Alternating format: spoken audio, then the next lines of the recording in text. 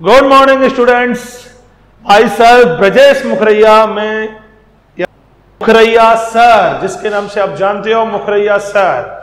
Channel अपना Banasthali Sikar pattern. ध्यान रखो, चैनल जो पहली बार देख रहे हैं वो सब्सक्राइब करें, लाइक करें, व्यूज दें, कमेंट करें, बेल आइकॉन दबाएं, जिससे हमको भी थोड़ा मोटिवेशन मिलेगा, हमें भी पता लगेगा कि कौन हमें फॉलो कर रहा है नहीं कर रहा है। जितने ज्यादा फॉलो उतना ज्यादा मोटिवेशन, तो विशेष ध्यान रखें इसका। और आज हम अपना 6वें लेक्चर पे आ गए और 6वां लेक्चर चैप्टर फर्स्ट यानी कि इलेक्ट्रिक फील्ड का। और आज जो टॉपिक है वो चैप्टर का नाम ही समझो। चैप्टर का नाम यानी कि electric field. Electric field means विद्युत क्षेत्र। तो आज हम बात करेंगे विद्युत क्षेत्र पर, इलेक्ट्रिक फील्ड पर।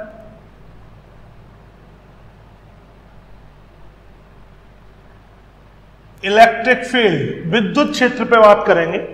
टॉपिक है आगे की 1, 2, 3, 4 लेक्चर में विद्युत क्षेत्र से रिलेटेड ही बात होंगी। अब तक हमने क्या पढ़ा था? अब तक हमने पढ़ा था चार्ज, प्रॉपर्टीज ऑफ चार्ज यानी कि गुणधर्म, क्वांटाइजेशन, आवेश का क्वांटीकरण, आवेश का संरक्षण, कूलॉम का नियम, परावैद्युतांक और आवेशों के मध्य इंटरेक्शन ऑफ चार्ज यानी कि जब 2 से अधिक चार्ज उपस्थित हो तो टोटल बल या अध्यारोपण का सिद्धांत। अब तक हमने बेसिक जानकारी ली थी, उस पर अध्यारोपण के सिद्धांत पर बड़े अच्छे अच्छे न्यूमेरिकल किए थे। अब तक 1-2 दिन हमने न्यूमेरिकल किए शानदार। हमने ये भी बताया कि कौन से बोर्ड पेपर में आ सकते हैं, कौन से कॉम्पिटिटिव एग्जाम में आ सकते हैं, वो हम आपको साथ ही साथ डिस्क्राइब करते जा रहे हैं। नोट्स आगामी 1, 2, 3 दिन में पीडीएफ फाइल में आपको मिलेंगे, वहां से आप देख सकते हो। खैर, आज अपना टॉपिक विद्युत क्षेत्र, इलेक्ट्रिक फील्ड। अब विद्युत क्षेत्र क्या है इसके बारे में बात करेंगे। तो मान के चलते हैं एक चार्ज है प्लस क्यू। चार्ज आपको मैंने शो करा दिया प्लस क्यू। अब एक एनोदर चार्ज, एक दूसरा चार्ज मानते हैं हम Q0। Q0 आवेश आया।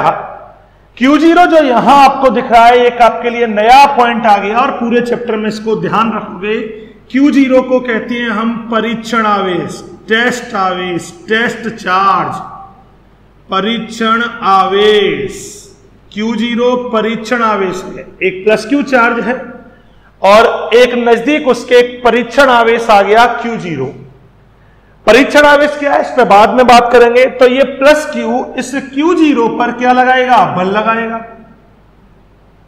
इस Q0 पर प्लस Q क्या लगाएगा? फोर्स लगाएगा, रिपेल करेगा। अब बात यह है कि Q0 पर Q ने फोर्स लगाया। भाई क्यों लगाया? क्या था इसके पास जो इसने इस पर फोर्स लगाया? चलो ये भी बताएं, इस प्लस Q को हम छिपा दिया हमने, तो अब क्या Q0 पे बल लगेगा? छिपाया है, हटाया नहीं है, छिपाया है। तो क्या Q0 पे बल आरोपित होगा? प्लस Q Q0 को धकेलेगा, प्रतिकर्षित करेगा?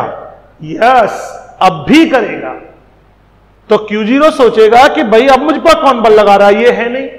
तो सुनिए क्या है, ये प्लस Q अपने अगल बगल, अपने आसपास एक क्षेत्र क्रिएट करता है, एक फील्ड क्रिएट करता है। उसको कहते हैं हम विद्युत क्षेत्र। यानी कि कोई भी बिंदु आवेश अपने चारों ओर एक रीजन, एक एरिया, एक फील्ड क्रिएट करता है। जब उस फील्ड में किसी हम दूसरे चार्ज को लाते हैं, जैसे ये परीक्षण आवेश को लाए, तो वो उसको या तो प्रतिकर्षित करेगा या आकर्षित करेगा। तो कहने का अर्थ यह हुआ कि अब तक जो हम कूलॉम बल पढ़ रहे थे, इलेक्ट्रोस्टैटिक फोर्स पढ़ रहे थे, क्यों लग रहा था? 2 आवेश होते हैं, उनके बीच क्या लगता है? बल। अब वो कहानी समझ में आई। अब वो कहानी क्यों बल लग रहा है? क्योंकि हम एक के एरिया में, एक के रीजन में किसको लाए? दूसरे को। अब जब उसके रीजन में, उसके एरिया में दूसरे को लाए, तब उसने उस पर क्या लगाया? फोर्स लगाया। तो अब कहानी समझ में आती है कि कूलॉम या इलेक्ट्रोस्टैटिक फोर्स क्यों लगा? क्योंकि हर एक चार्ज की खुद की फील्ड होती है। जैसे प्लस Q की बात करें तो प्लस Q, अब मान के चलो इसके नजदीक Q0 को लाए। Q0 ये जो परीक्षण आवेश है सदैव धनावेश होता है, पॉजिटिव होता है, एक अत्यंत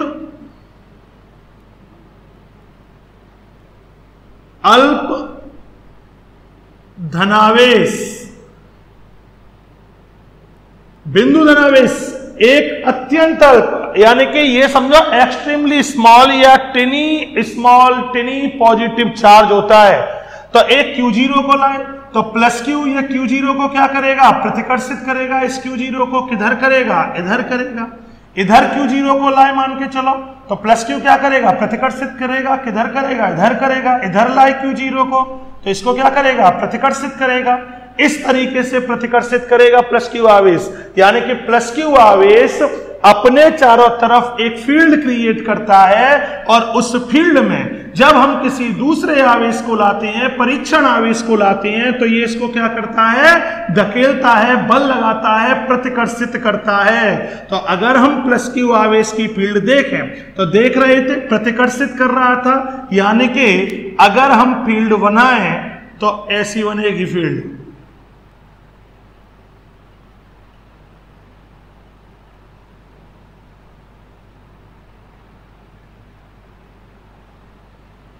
प्लस Q के कारण अभी बताया था Q0 को लाओगे कहीं भी लाओगे, ये जो बल लगाता है प्लस Q Q0 पर, ये जो बल है इसकी वैल्यू, इसकी डायरेक्शन अलग अलग बिंदुओं पे अलग अलग होगी। जहां लाओगे वहां होगी, लेकिन होगी कहां, त्रिज्यीय बाहर की ओर। प्रतिकर्षित कर रहा है, कहां जाएगी ये दिशा, बाहर की ओर। इसको बोलते हैं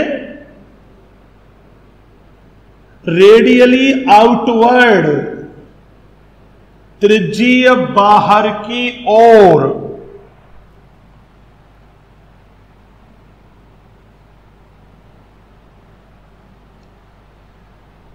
तो कहानी आई समझ में, यानी कि हर एक आवेश अपने चारों ओर एक ऐसा क्षेत्र, कोई बिंदु आवेश है, अपने चारों ओर एक ऐसा क्षेत्र क्रिएट करता है जिसमें किसी अन्य आवेश को लाने पर वह आकर्षित या प्रतिकर्षित होता है। वह जो क्षेत्र है वो इस आवेश का क्या कहलाएगा, विद्युत क्षेत्र। विद्युत क्षेत्र क्या है, इलेक्ट्रिक फील्ड। किसी भी बिंदु आवेश के चारों ओर का वह क्षेत्र जिसमें किसी अन्य आवेश को लाने पर वह आकर्षित या प्रतिकर्षित हो, आकर्षण या प्रतिकर्षण बल का अनुभव करे, तो उस क्षेत्र को, इस पहले आवेश का क्या कहा जाता है, विद्युत क्षेत्र। तो प्लस Q ने अपने चारों ओर एक फील्ड क्रिएट की, उस फील्ड में हम इस Q0 परीक्षण आवेश चार्ज को लाए तो इसने इसको क्या किया, प्रतिकर्षित किया, क्योंकि प्लस और प्लस ये क्या करेगा, प्रतिकर्षित। पहले परीक्षण आवेश की बात करते हैं तो Q0 परीक्षण आवेश है। परीक्षण मतलब टेस्ट चार्ज। जैसे मेडिकल लैब में कोरोना चल रहा है, उसकी वैक्सीन बनाई जाएगी तो सबसे पहले टेस्ट किस पे होगा, चूहे, बंदर, इन पे। तो मेडिकल लैब में भी सबसे पहले टेस्ट फिल्मों में देखते हो चूहे पे होता है। तो ये अपने लिए एक चूहा है, जो परीक्षण आवेश है, एक चूहा चार्ज है, चूहा है। ये टेस्ट करने के लिए इसका खुद का कोई वजूद नहीं है, ये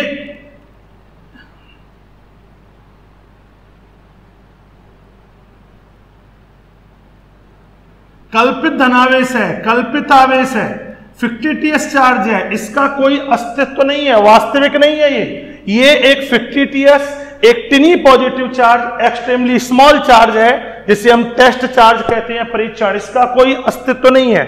मतलब कि ये अगर कहीं आएगा तो ये किसी पे बल नहीं लगाएगा। जैसे फील्ड की बात कर रहे थे कि ये आवेश अपने चारों ओर फील्ड क्रिएट करेगा। फील्ड समझा, जब वाईफाई जोन है ये, जब जैसे आप किसी कहीं वाईफाई लगा है, आप जाते हो तो जैसे ही उस फील्ड में आते हो, उसके जोन में आते हो, आपका वाईफाई ऑन, नेट आना शुरू हो जाता है। तो एक वाईफाई जोन क्रिएट किया इसने, और जैसे ही ये आवेश यहाँ आया, उसकी रेंज में आया, इसने उस पर क्या लगाया, बल लगाया।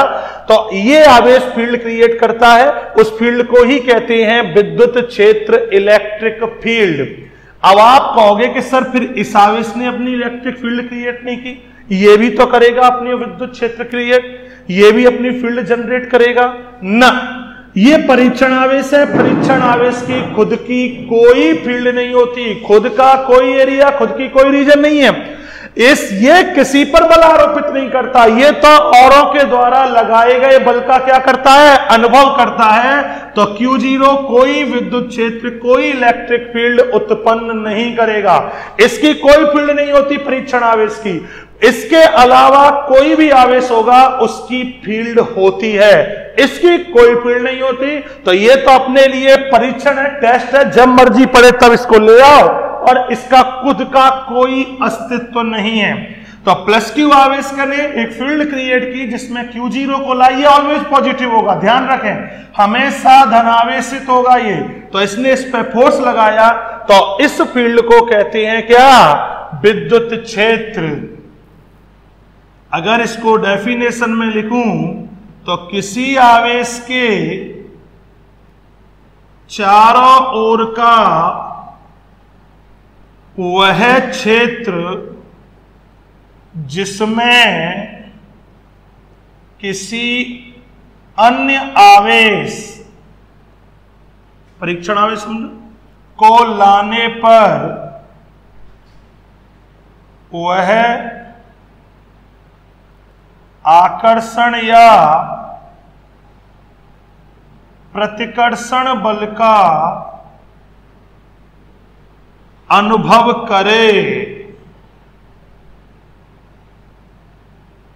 प्रथम आवेश का विद्युत क्षेत्र कहलाता है।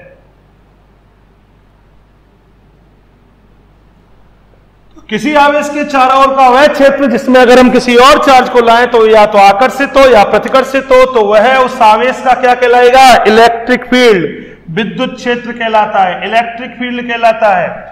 तो विद्युत क्षेत्र की तीव्रता, अगला जो टॉपिक होगा, सबके सिंबल ई होते हैं, ई से शो किया जाता है, तो यही तीव्रता है, यही है। तो कहने का मतलब हर एक आवेश के चारों ओर एक जोन होता है, वाईफाई वेव्स टाइप निकलती है, ये समझिए। ये सारी दिखती नहीं है, तुम सोचो कि प्रोटॉन है उसके चारों ओर से निकल रही हो, ये आपको ये समझिए, सोचिए, ठीक। तो एक जोन होता है, एक फील्ड होती है, तो उसमें किसी और को लाओगे तो इस तरीके से करेगा। प्लस क्यू आवेश के लिए हमने एक फील्ड क्रिएट कर दी और इसकी दिशा होती है त्रिज्यीय बाहर की ओर। क्या होती है? त्रिज्यीय बाहर की ओर। अब कहोगे सर माइनस क्यू आवेश होता तो क्या होता? तो अगर यहां माइनस क्यू आवेश होता, Q0 प्लस है, तो ये इसको क्या करता? आकर्षित करता। दिखाती है आपको माइनस क्यू की कहानी भी। तो ये माइनस क्यू आवेश है। अब मान के चलो आप Q0 यहां लाए, तो माइनस क्यू Q0 को क्या करेगा? आकर्षित करेगा। यहां लाए तो क्या करेगा? आकर्षित करेगा। यहां लाए क्या करेगा? आकर्षित करेगा। यहां आकर्षित। तो इसका मतलब है माइनस क्यू आवेश क्या कर रहा है? आकर्षित। तो कहां होगी माइनस क्यू की दिशा? इसकी त्रिज्यीय बाहर की ओर है। तो माइनस क्यू आवेश के कारण विद्युत क्षेत्र की दिशा कहां होगी? त्रिज्यीय अंदर की ओर।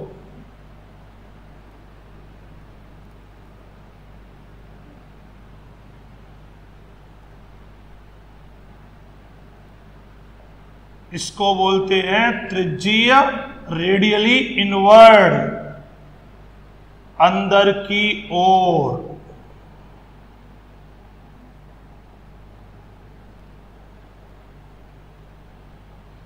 तो प्लस क्यू आवेश के कारण विद्युत क्षेत्र की दिशा त्रिज्यीय बाहर की ओर, माइनस क्यू आवेश के कारण विद्युत क्षेत्र की दिशा त्रिज्यीय अंदर की ओर। या ये कह सकते हो प्लस क्यू के कारण आवेश से दूर, अवे फ्रॉम द चार्ज,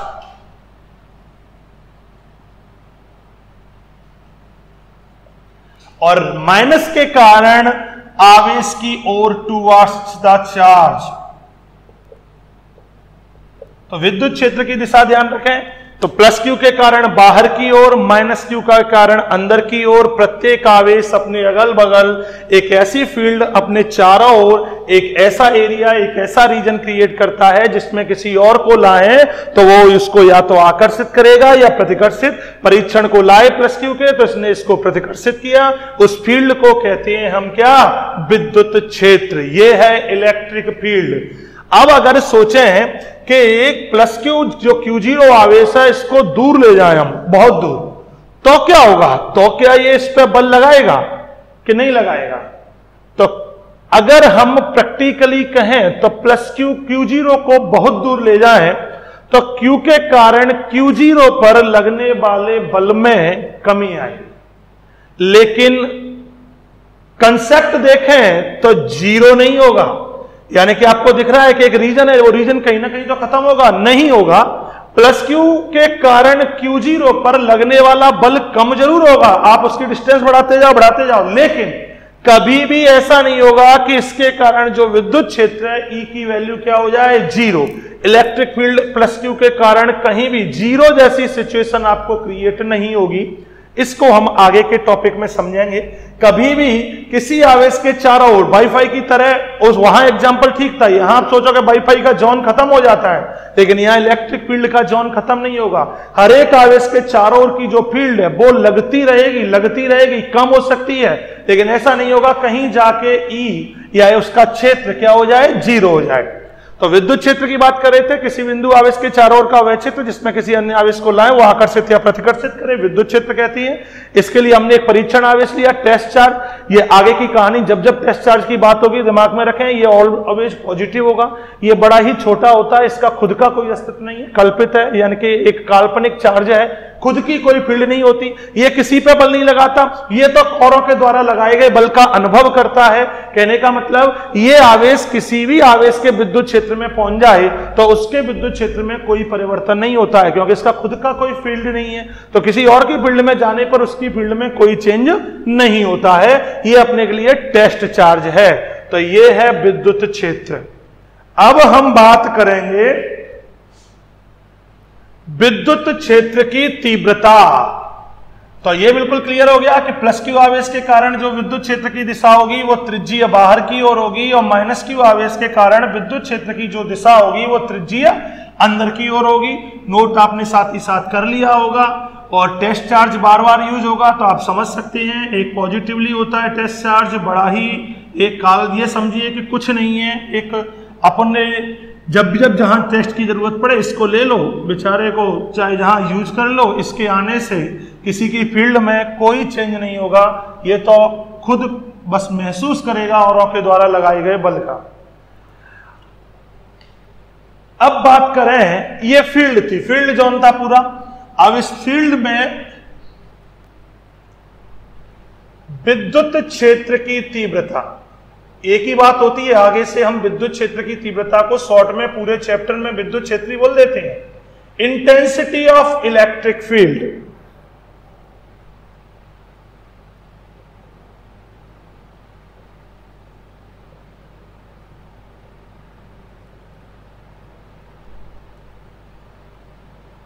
विद्युत क्षेत्र की तीव्रता। तो डिटेल्स तो अगले टॉपिक बिंदु आवेश के कारण विद्युत क्षेत्र की तीव्रता में समझेंगे है क्या। और विद्युत क्षेत्र की तीव्रता, विद्युत क्षेत्र सिमिलर चीज है, बस इसको एक न्यूमेरिकल यानी कि जो विद्युत क्षेत्र की तीव्रता है या विद्युत क्षेत्र उसकी वैल्यू आ जाती है, और ये कहता है कि उस फील्ड में जो आपका आवेश था, एक जो आप टेस्ट चार्ज लाए थे, उस पर लगने वाले बल को विद्युत क्षेत्र की तीव्रता कहते हैं। यानी कि intensity of electric field E equal to होता है परीक्षण आवेश पर बल बटे परीक्षण आवेश।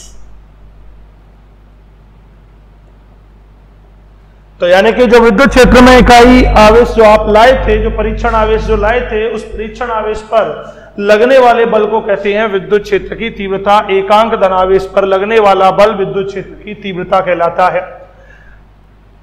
बल को हम F से शो करते हैं, परीक्षण आवेश को Q0 से शो करते हैं। तो E equal to F upon Q0, क्योंकि बल सदिश राशि है तो विद्युत क्षेत्र की तीव्रता कैसी राशि है, सदिश राशि है।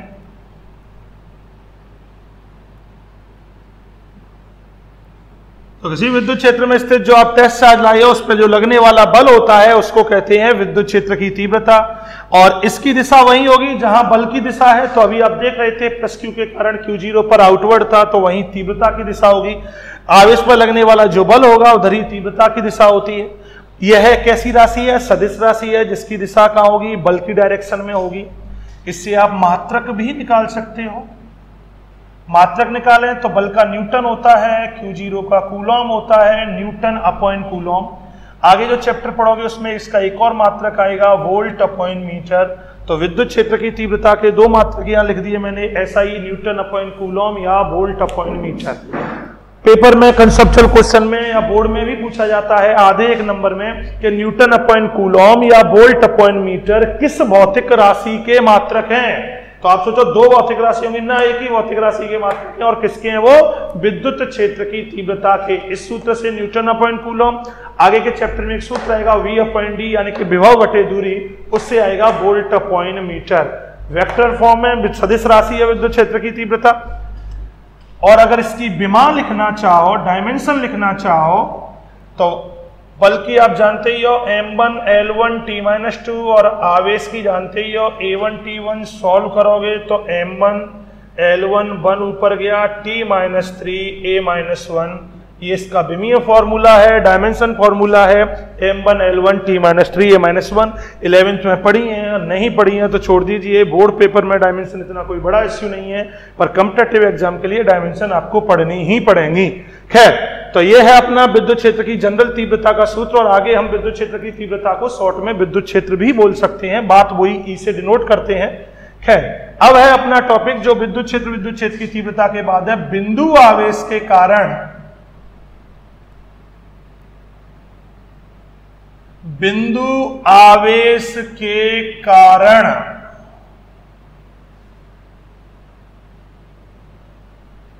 विद्युत क्षेत्र की तीव्रता, electric field due to a point charge. बिंदु आवेश के कारण विद्युत क्षेत्र की तीव्रता, electric field due to a point charge. तो अगर हम एक बिंदु आवेश लें तो उसके कारण अगर हमें किसी बिंदु पर विद्युत क्षेत्र की तीव्रता ज्ञात करनी हो तो क्या होगी, देखते हैं जी। तो हमने एक बिंदु आवेश ले लिया प्लस क्यू, क्या ले लिया, प्लस क्यू। इससे आर दूरी पर हमने एक बिंदु कंसीडर कर लिया पी। हमें इस बिंदु P पर विद्युत क्षेत्र की तीव्रता चाहिए, ज्ञात करनी है। तो बिंदु आवेश प्लस Q के कारण R दूरी पर स्थित बिंदु P पर विद्युत क्षेत्र की तीव्रता ज्ञात करनी है। मान के चलते हैं, वैक्यूम में, मीडियम में, कुछ भी मान सकते हो। वैक्यूम मानोगे तो 1/4 पाई एप्सिलॉन नॉट, मीडियम मानोगे तो 1/4 पाई एप्सिलॉन, अपन जनरल डेरिवेशन डिफाइन करते हैं। तो मैंने जब भी कहा कि जब भी आपको लगे कि हमें जरूरत है विद्युत क्षेत्र की तीव्रता कभी भी किसी भी बिंदु पर निकालनी हो तो अपन किसको लाएंगे, टेस्ट चार्ज, परीक्षण आवेश। तो इसके लिए मैंने कहा उसको तो जब चाहे यूज करो, जब चाहे भगाओ। तो बिंदु P पर हम एक परीक्षण आवेश ले आए, किसको, Q0 को। तो हमें विद्युत क्षेत्र की तीव्रता आपको जब भी कहीं भी निकालनी हो तो आप क्या लाते हो उस जगह, परीक्षण आवेश। परीक्षण आवेश ले आए तो प्लस Q, Q0 पर क्या लगाएगा, फोर्स लगाएगा। डायरेक्शन कहां होगी भैया, बाहर की ओर होगी, प्रतिकर्षित करेगा। प्लस Q ने Q0 पर बल लगाया, बल की डायरेक्शन आपके सामने है। हमने पढ़ा है विद्युत क्षेत्र की तीव्रता का सूत्र होता है क्या, F/Q0, यानी कि हमको क्या चाहिए, F। प्लस Q, Q0 पे बल लगाएगा, क्या सूत्र होगा इलेक्ट्रोस्टैटिक फोर्स का, K, Q1, Q2, और डिस्टेंस कितनी है भैया, R, तो R²। प्लस Q के कारण R दूरी पर स्थित बिंदु P पर तीव्रता का सूत्र, तो E इक्वल टू क्या होगा, F/Q0 या Q0। F की वैल्यू आपके सामने है, तो K, Q, Q0/R²/Q0।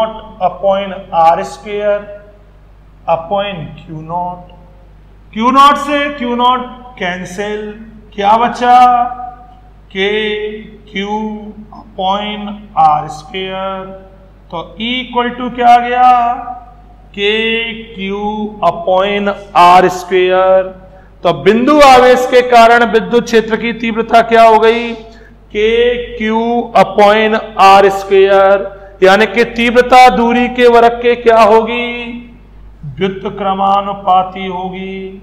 दूरी बढ़ाओगे तो तीव्रता क्या होगी, घटेगी।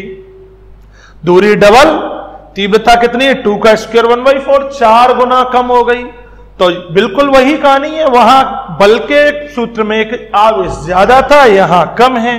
तो कि बिंदु आवेश के कारण विद्युत क्षेत्र की तीव्रता का सूत्र होता है KQ/R²। ध्यान रखें, यह सूत्र है तीव्रता का, लेकिन किसके कारण, बिंदु आवेश के कारण। इस चीज का विशेष ध्यान रखें, बिंदु आवेश के कारण विद्युत क्षेत्र की तीव्रता का सूत्र होता है KQ/R², यानी कि तीव्रता दूरी के वर्ग के व्युत्क्रमानुपाती होती है। तो अगर मैं ग्राफ बनाऊं दूरी के साथ तीव्रता का, तो कुछ ऐसा है, यानी कि E समानुपाती 1/r²। दूरी बढ़ेगी तो तीव्रता क्या होगी, घटेगी। मैंने अभी जब डायग्राम अपन बना रहे थे तो मैं कह रहा था कि जब अपन +q आवेश से दूर जाएंगे तो तीव्रता की वैल्यू कम होती जाएगी, परीक्षण आवेश पर लगने वाला बल जो है वो कम होता जाएगा।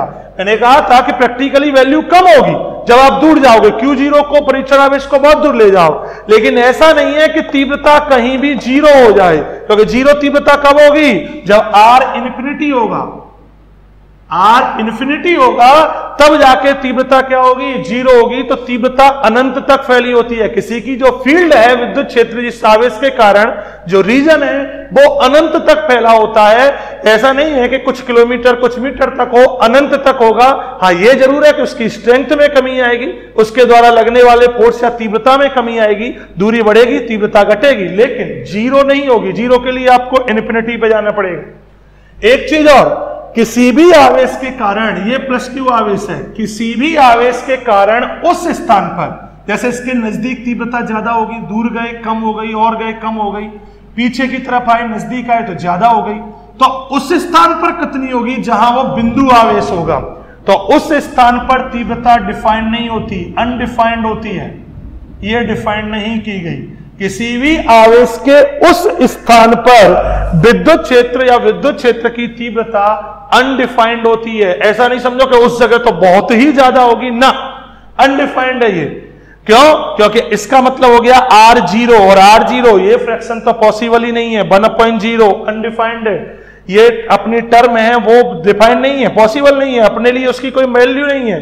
तो कहने का मतलब है उस स्थान पर, किसी भी बिंदु आवेश के स्थान पर तीव्रता के बारे में अनसर्टेनिटी है, अनडिफाइंड पोजीशन है, उसके बारे में कोई बात नहीं है। तो अपने पास आ गया कि अपने पास किसी भी बिंदु आवेश के कारण तीव्रता हमने निकाली, सूत्र आ गया kq/r², और इससे क्लियर हो गया कि तीव्रता दूरी के वर्ग के व्युत्क्रमानुपाती होती है। आप जितना दूर जाओगे तीव्रता की वैल्यू क्या होगी, कम होगी। जैसे दुगनी दूरी पे गए तो 1/4 कम हो जाएगी, 3 गुनी पे गए तो 3 का वर्ग 9 गुनी कम हो जाएगी, वगैरह वगैरह। तो तीव्रता एक जॉन है, एक फील्ड है, और तीव्रता कैसी राशि है, वेक्टर फॉर्म में, उसकी दिशा वही होगी जहां बल की दिशा होगी। प्लस आवेश के कारण तीव्रता या फील्ड की दिशा त्रिज्यीय हमने बाहर की ओर ली, और माइनस आवेश के कारण त्रिज्यीय अंदर की ओर ली। मात्रक भी ले लिया हमने N/कूलम या V/मीटर, और नोट कर लीजिए इसको।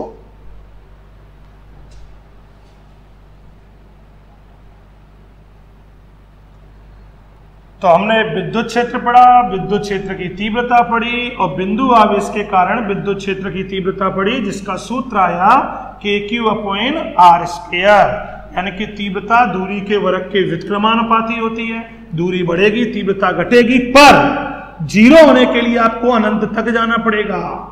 यानी कि किसी भी आवेश के चारों ओर की जो फील्ड है, जो लाइन बनाई है, वो हमने खत्म कर दी थी, पर इसका मतलब ये नहीं कि वहां 0 हो गई, अनंत तक जाएंगी वो लाइन है।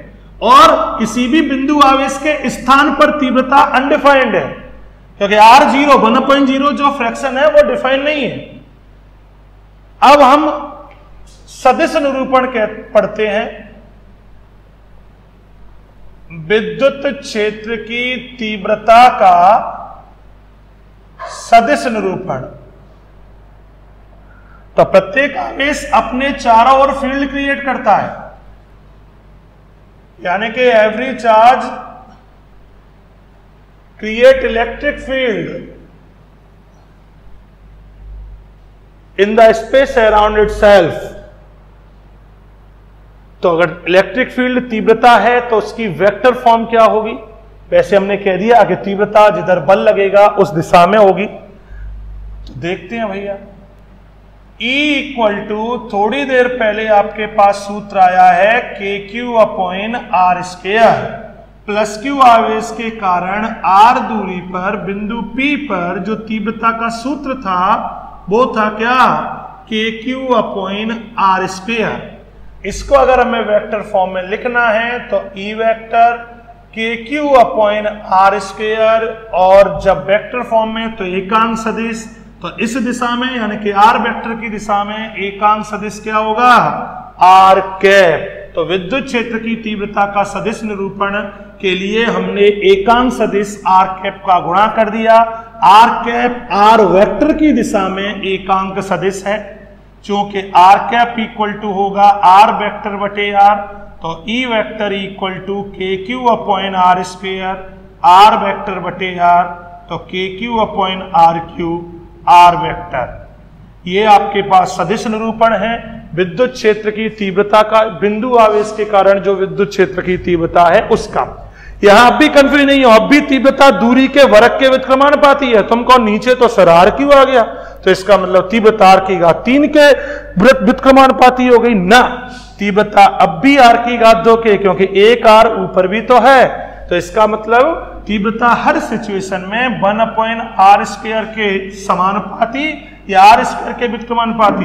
मैंने कहा था अगर आपका r के साथ ग्राफ आए तो आपने बना दिया था डिक्रीज होता हुआ, लेकिन अगर आपको ग्राफ 1/r² के साथ पूछ ले तो कैसा बनाओगे? समानुपाती, क्योंकि क्या बोलेंगे? E समानुपाती 1/r²। विशेष ध्यान रखें इस चीज का, r² के साथ आपने डिक्रीज होता हुआ बना दिया r के साथ, और 1/r² के साथ पूछ ले तो इस तरीके से ग्राफ आएगा। खैर बात हुई अपनी यहां खत्म, सदिश निरूपण हमने लिख दिया। सदिश निरूपण के लिए आप आर कैप आर वेक्टर की दिशा में। अब मान के चलो किसी बच्चे के मन में सवाल है कि सर ये माइनस क्यू होता तो क्या होता, मैंने डेरिवेशन किया वहां भी प्लस क्यू लिया सर आपने, तो माइनस क्यू होने के कारण सूत्र वही आएगा, माइनस क्यू के कारण विद्युत क्षेत्र की तीव्रता का सूत्र वही होगा, बस क्या बदल जाएगी? दिशा, जो दिशा इधर थी उसकी दिशा क्या कहां हो जाएगी? अंदर की ओर। प्लस के कारण बाहर की ओर, माइनस के कारण कहां? अंदर की ओर।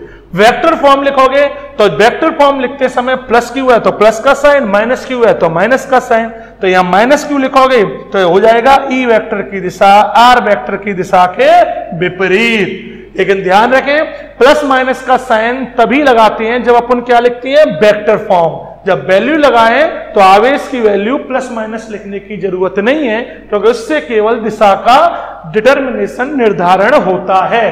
तो चाहे तीव्रता प्लस के कारण निकालो चाहे माइनस के कारण निकालो, फॉर्मूला वही काम आएगा, फर्क पड़ेगा तो केवल किस पे है? डायरेक्शन पे है।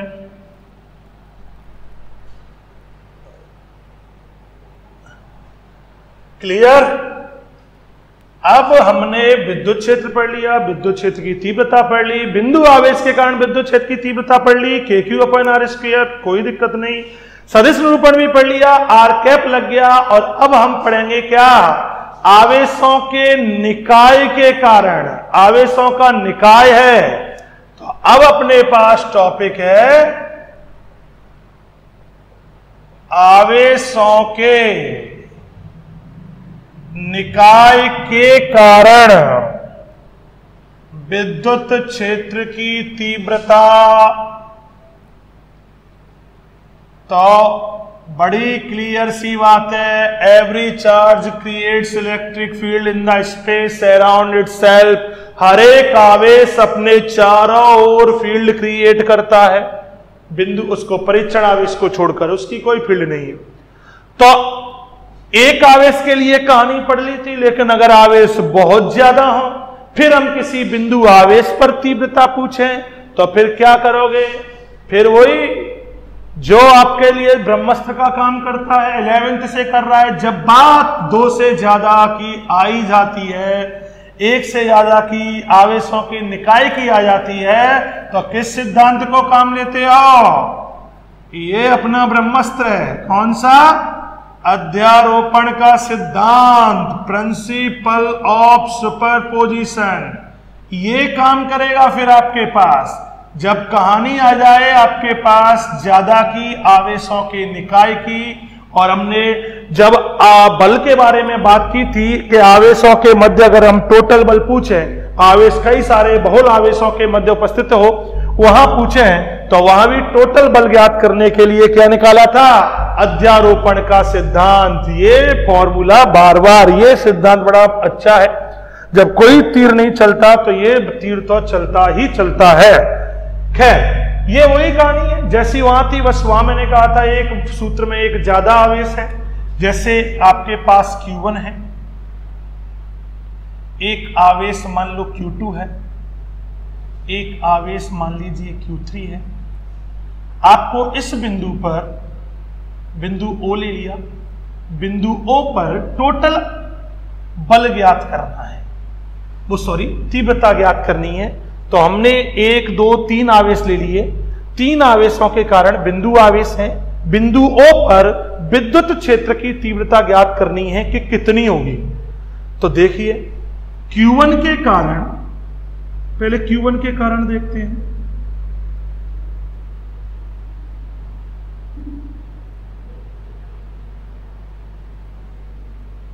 विद्युत क्षेत्र की तीव्रता प्लस Q है, Q1 प्लस का है, प्लस के कारण कहां, त्रिज्यीय बाहर की ओर।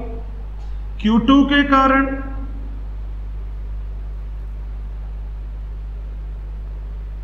बाहर की ओर प्लस है, माइनस होता तो कहां होती, अंदर की ओर। Q3 के कारण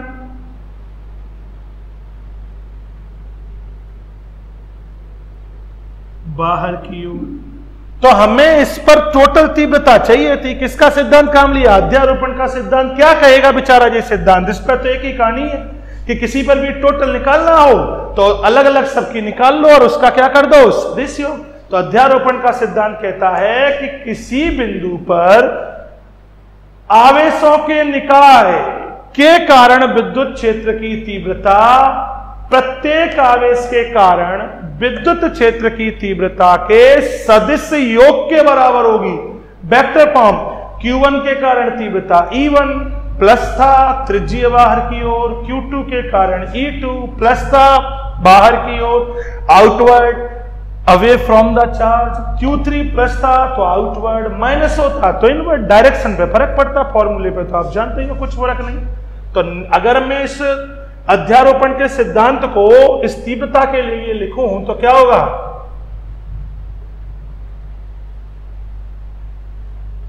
किसी बिंदु पर आवेशों के निकाय के कारण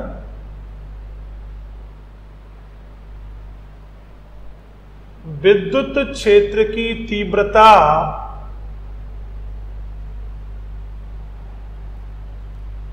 प्रत्येक आवेश के कारण उस बिंदु पर विद्युत क्षेत्र की तीव्रता के सदिश योग के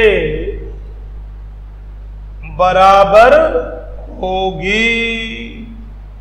तो अध्यारोपण का सिद्धांत कहता है कि किसी बिंदु पर टोटल तीव्रता आपको निकालनी है तो जितने भी आवेश उपस्थित हैं उन सबकी अलग अलग उस बिंदु पर तीव्रता निकाल लो और उनका क्या कर दो, वेक्टर सम।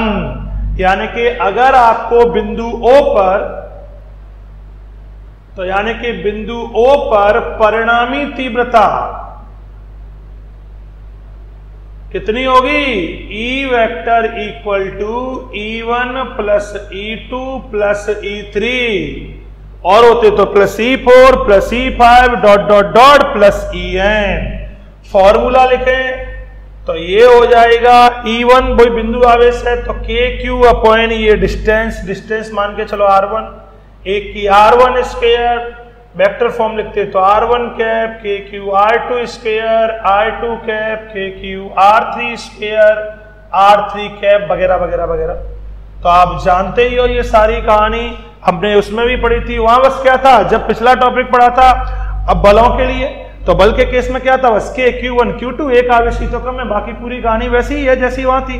वहां बलों के लिए पढ़ा था कि किसी बिंदु पर अन्य आवेशों के कारण परिणामी बल कितना होगा, तो K Q1 Q2 upon R1 K Q2 Q3 K Q3 Q3 Q4 वगैरह वगैरह। तो Q1 Q2 Q1 Q3 Q1 Q4 ये थे, तो बस वो एक आवेश कम है, ये है कहानी पूरी। तो अगर ये प्लस माइनस होता तो माइनस के लिए केवल क्या चेंज हो जाता, डायरेक्शन चेंज हो जाती। डायरेक्शन का मतलब जो बाहर की ओर है वो कहां होती, अंदर की ओर। तो कभी भी आपको टोटल निकालनी हो तो सबका क्या कर दीजिए, सदिश योग। ये है अध्यारोपण का सिद्धांत, किसके लिए, आवेशों के निकाय के कारण किसी पॉइंट पर आपको इंटेंसिटी ऑफ इलेक्ट्रिक फील्ड निकालनी हो तो आप इस फॉर्मूले को यूज कर सकते हो।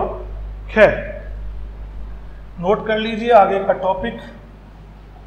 अब भाई जब हमने पिछली बार अध्यारोपण का सिद्धांत पढ़ा था बल इलेक्ट्रोस्टैटिक फोर्स के केस में, तो न्यूमेरिकल किए थे, और न्यूमेरिकल हमने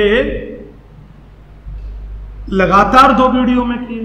तो भैया इतना तो बनता है कि वहां 2 वीडियो में किए तो यहां कम से कम 1, 2, 3 न्यूमेरिकल तो कर लीजिए।